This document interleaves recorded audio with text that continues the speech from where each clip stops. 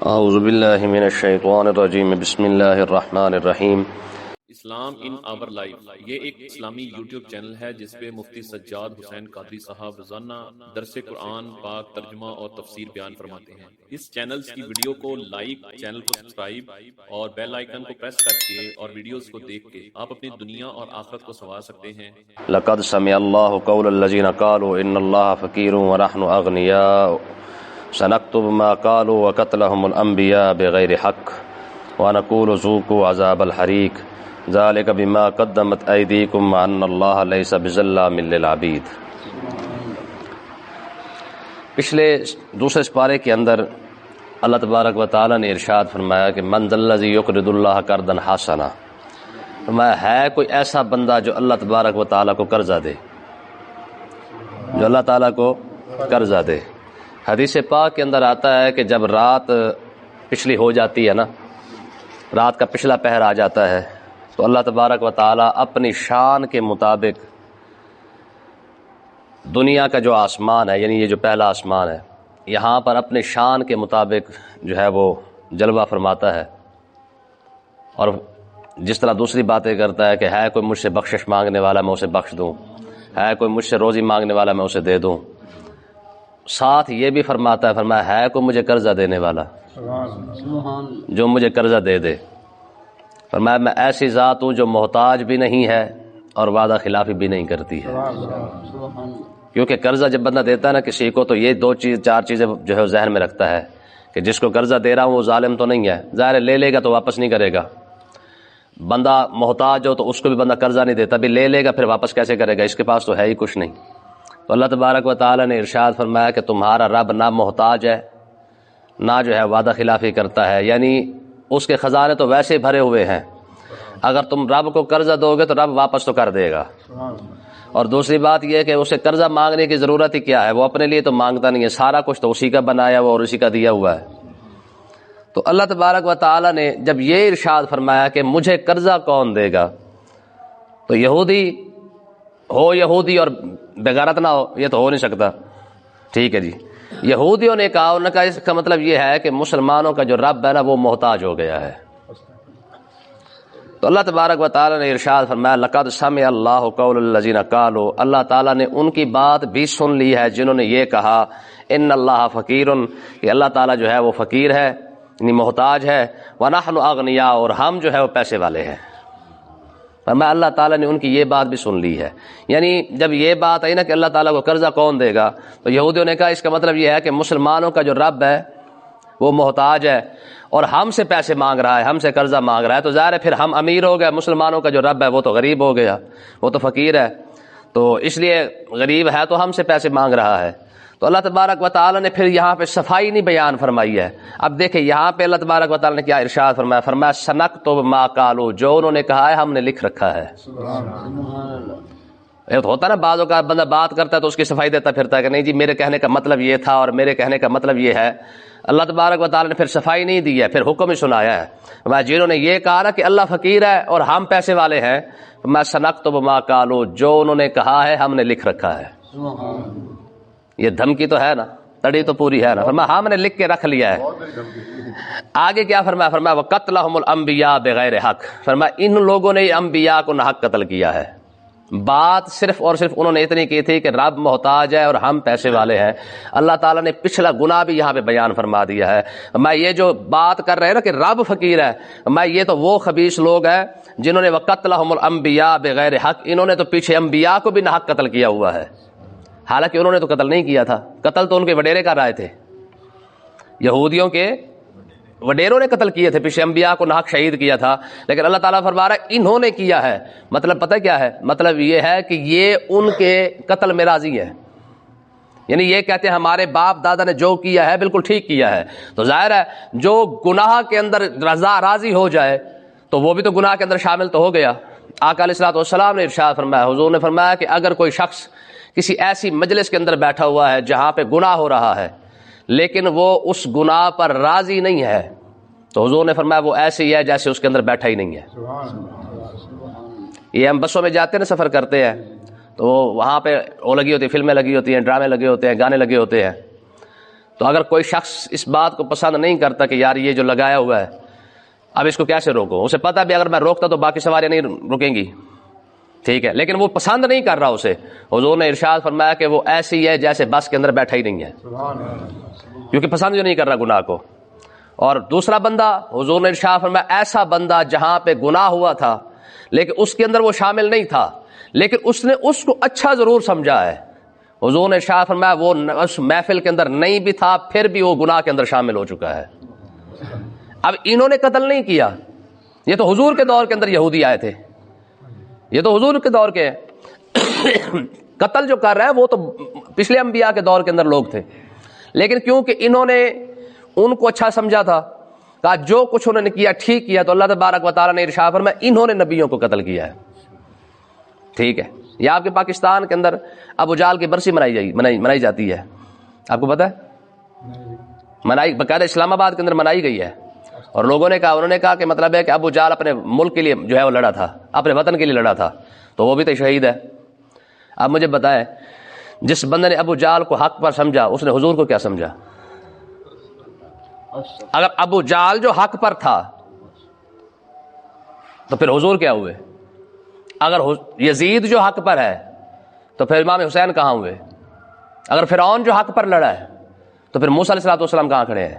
اگر نمرود جو حق پر ہے تو پھر ابراہیم علیہ السلام کہاں کھڑے ہیں؟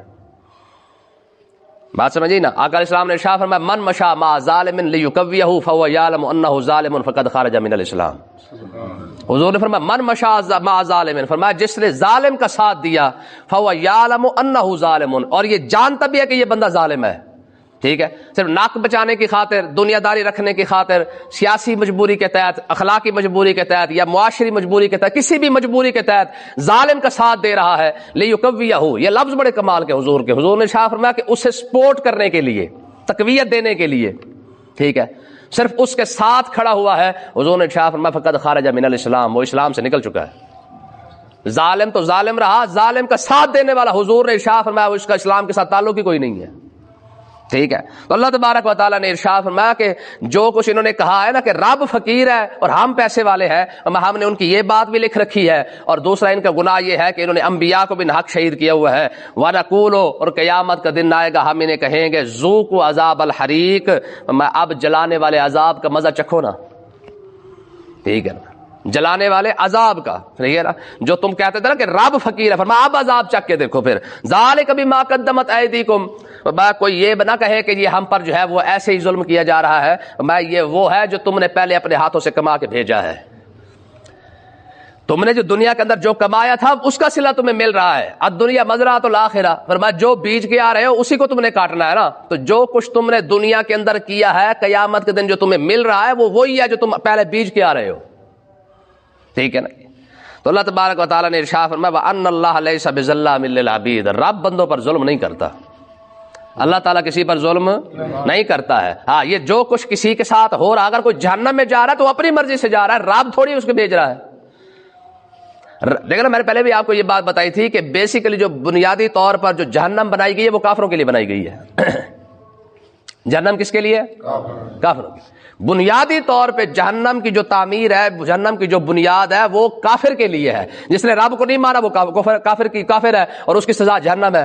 اب مسلمان اگر جا رہا ہے تو اپنے کرتوتوں کی وجہ سے، رب نے تو مسلمان کے لیے جہنم نہیں بنائی، رب نے تو مسلمان کے لیے جنت تیار کر رکھی تھی۔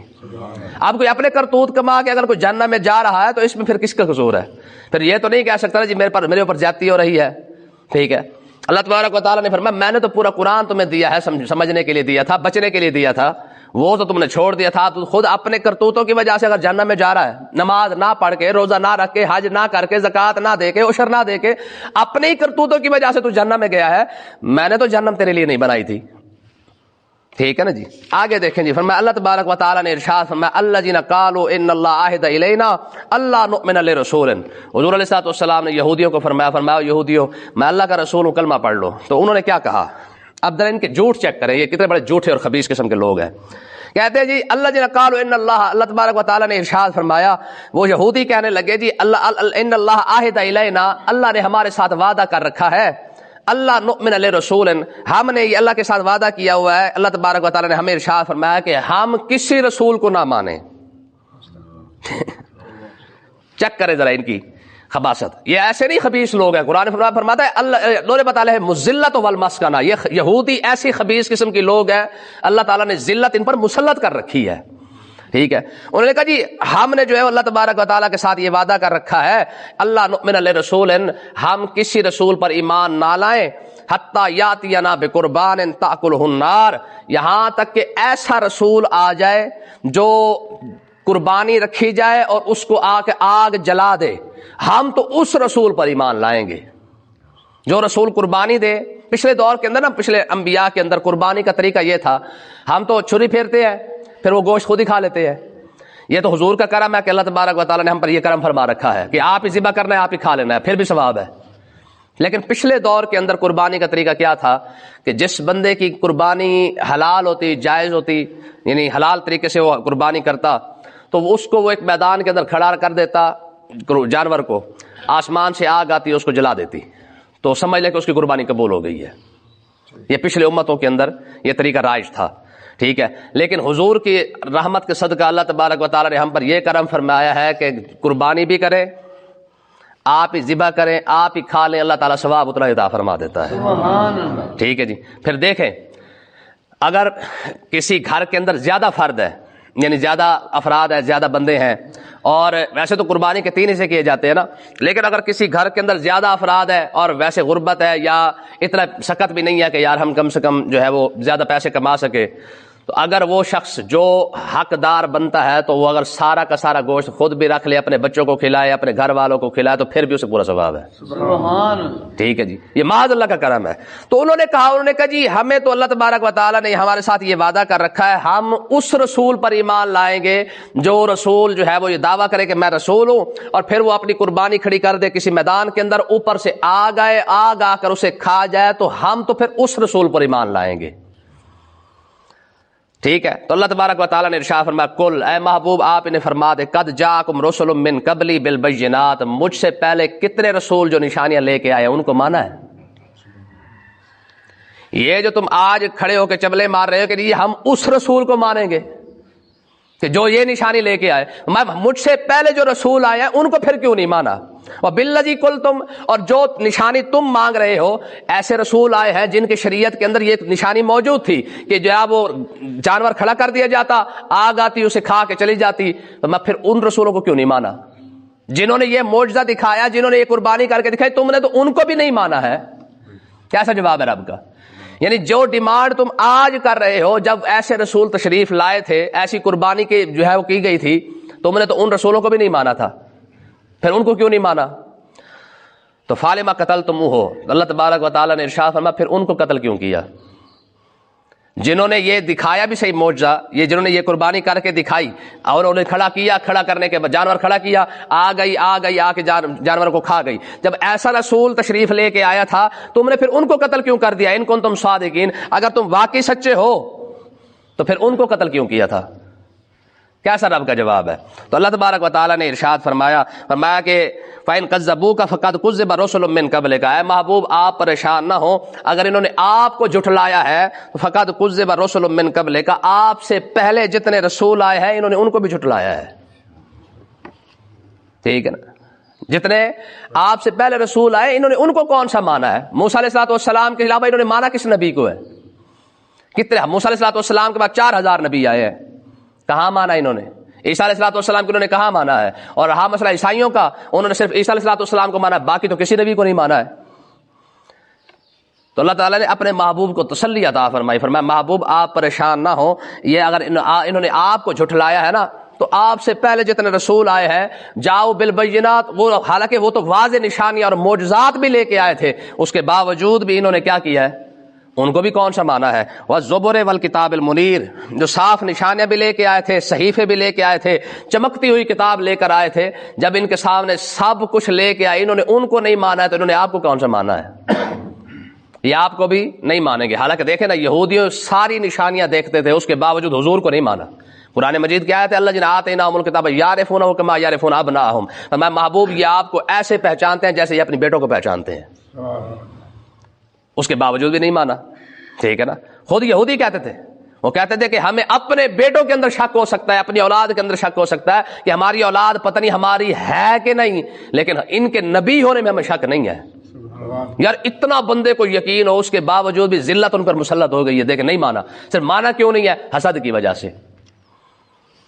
ان کی بیماری ہوتی ہے نا کئی بندوں کو، ہماری مانے تب ٹھیک ہے، ہماری نہ مانے پھر سب کچھ غلط ہے، ہوتا ہے کہ نہیں ہوتا؟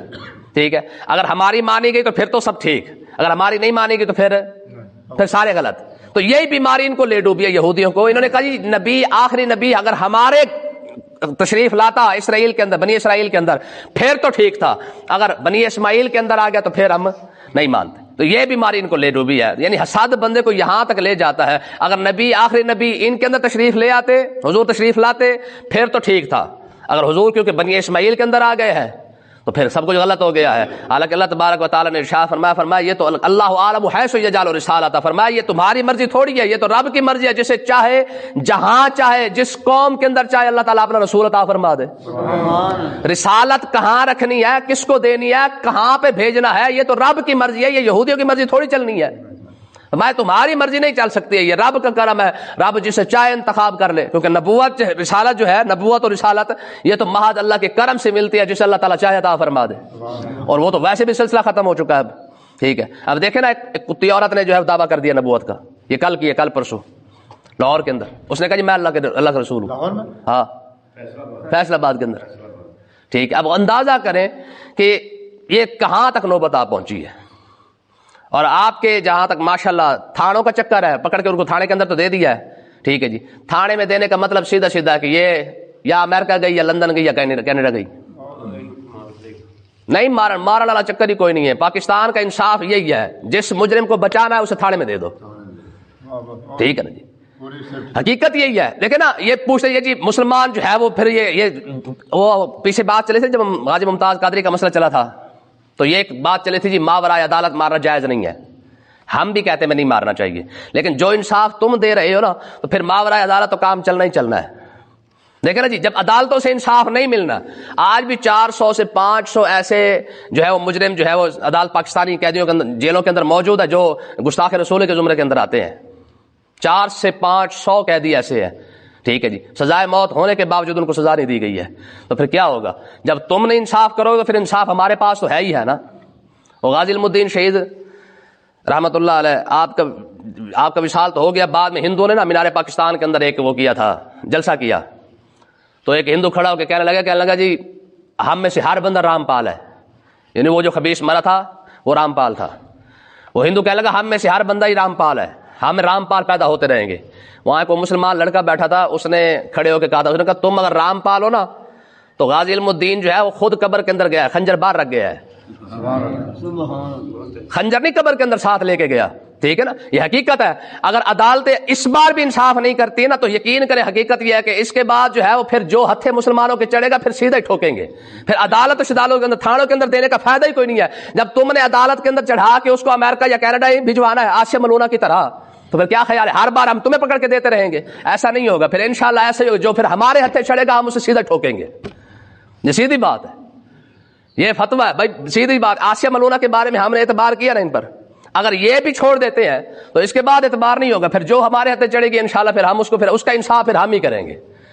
ٹھیک ہے جی، وہ مفتی اپنا غازی عبد القیوم کراچی کے اندر، یہ پاکستان بننے سے پہلے کی بات ہے، ٹھیک ہے، ایک ہندو نے گستاخی کی تھی کراچی کے اندر، پاکستان سے پہلے کی بات ہے یہ۔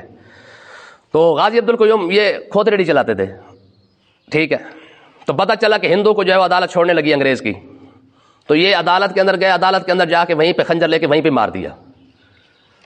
ٹھیک ہے، تو اس نے کہا تم نے عدالت کے اندر آ کے مارے، انہوں نے کہا جب تم انصاف ایسے کرو گے تو پھر انصاف تو پھر ہم نے خود ہی کرنا ہے نا پھر، ٹھیک ہے نا۔ ہاں، مسلمان پھر اپنا انصاف کرنا جانتا ہے، اللہ تعالیٰ سمجھنے کی توفیق عطا فرمائے۔